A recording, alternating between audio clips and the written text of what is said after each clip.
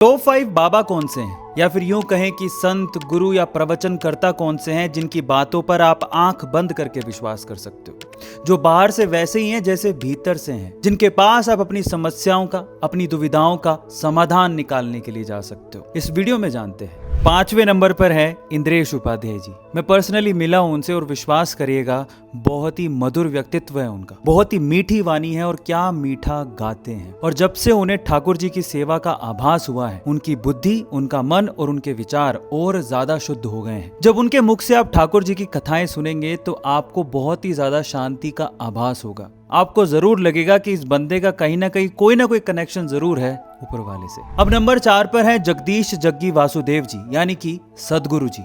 भगवान शिव को समर्पित उनका कोयम्बटूर का आश्रम कमाल का है और जिस तरह से वो महाशिवरात्रि को सेलिब्रेट करते हैं, ऐसा लगता है कि उनके आश्रम में हर एक इंसान पर वाकई उस रात को अमृत वर्षा होती है। मैंने उस रात को जिया है और ऐसा लगता है कि दक्षिण में सनातन धर्म को जिंदा रखे हुए है ये आदमी। अब तीसरे नंबर पर है श्री श्री रविशंकर जी। वो हमेशा मुस्कुराते रहते हैं और उनको देख के ऐसा लगता है कि सारी समस्याओं का हल इसी तरीके से मुस्कुरा के निकाला जा सकता है।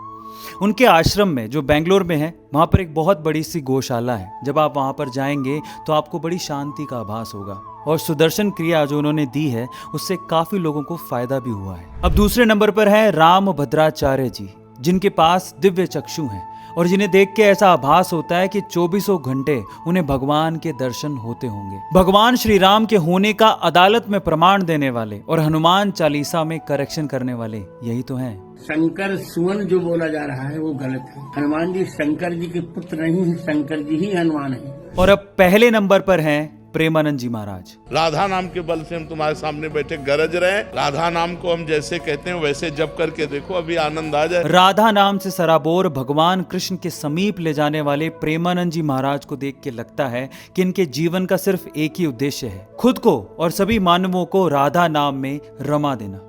जब ये उत्तर देते हैं तो इतनी सरलता से देते हैं, सभी प्रश्न कठिन से आसान लगने लगते हैं। कोई राग लपेट नहीं, जब हंसते हैं तो खिल के हंसते हैं और जब डांटते हैं तो खुल के डांटते हैं। लेकिन जब भगवान की बात आती है तो ऐसे रम जाते हैं कि राधा नाम में भगवान कृष्ण रम गए हों। अब आखिरी में एक और बात, संगत से भी सत्संग देने वालों का आभास होता है। तो अब मैं आपसे पूछता हूं कि इन सत्संग देने वालों का आप पर क्या प्रभाव पड़ा है, कमेंट सेक्शन में जरूर लिखिएगा।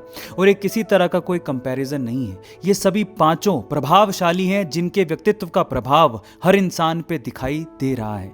आपके हिसाब से इसके अलावा और कौन प्रभावशाली है जिनके सत्संग का प्रभाव आप पे पड़ा है, कमेंट सेक्शन में जरूर लिखिएगा। मिलता है अगली वीडियो में।